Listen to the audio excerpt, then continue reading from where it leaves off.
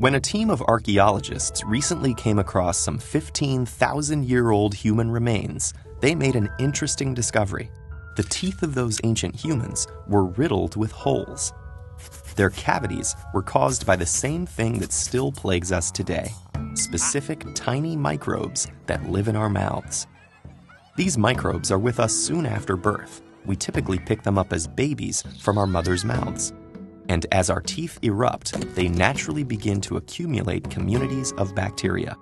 Depending on what we eat, and specifically how much sugar we consume, certain microbes can overpopulate and cause cavities. Diets high in sugary foods cause an explosion of bacteria called mutans streptococci in our mouths. Like humans, these microorganisms love sugar, using it as a molecular building block and energy source. As they consume it, the bacteria generate byproducts in the form of acids, such as lactic acid. The mutans streptococci are resistant to this acid, but unfortunately, our teeth aren't. While each human tooth is coated in a hardy, protective layer of enamel, it's no match for acid.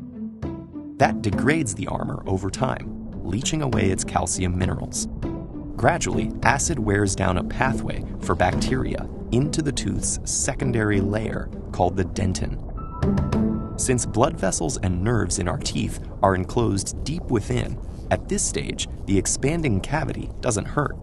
But if the damage extends beyond the dentin, the bacterial invasion progresses, causing excruciating pain as the nerves become exposed. Without treatment, the whole tooth may become infected and require removal, all due to those sugar-loving bacteria. The more sugar our food contains, the more our teeth are put at risk. Those cavemen would hardly have indulged in sugary treats, however. So what caused their cavities? In meat-heavy diets, there would have been a low risk of cavities developing because lean meat contains very little sugar. But that's not all our early human ancestors ate. Cavemen would also have consumed root vegetables, nuts, and grains, all of which contain carbohydrates. When exposed to enzymes in the saliva, carbohydrates get broken down into simpler sugars, which can become the fodder for those ravenous mouth bacteria. So while ancient humans did eat less sugar compared to us, their teeth were still exposed to sugars. That doesn't mean they were unable to treat their cavities, though. Archaeological remains show that about 14,000 years ago, humans were already using sharpened flint to remove bits of rotten teeth.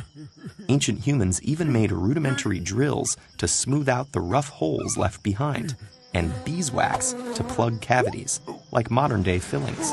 Today, we have much more sophisticated techniques and tools, which is fortunate because we also need to contend with our more damaging, sugar-guzzling ways. After the Industrial Revolution, the human incidence of cavities surged because suddenly we had technological advances that made refined sugar cheaper and accessible. Today, an incredible 92% of American adults have had cavities in their teeth. Some people are more susceptible to cavities due to genes that may cause certain weaknesses, like softer enamel. But for most, high sugar consumption is to blame. However, we have developed other ways of minimizing cavities besides reducing our intake of sugar and starch. In most toothpastes and many water supplies, we use tiny amounts of fluoride. That strengthens teeth and encourages the growth of enamel crystals that build up a tooth's defenses against acid.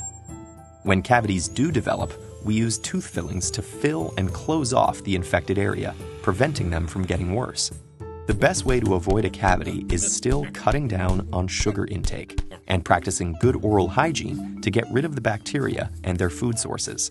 That includes regular toothbrushing, flossing, and avoiding sugary, starchy, and sticky foods that cling to your teeth between meals. Gradually, the population of sugar-loving microbes in your mouth will decline.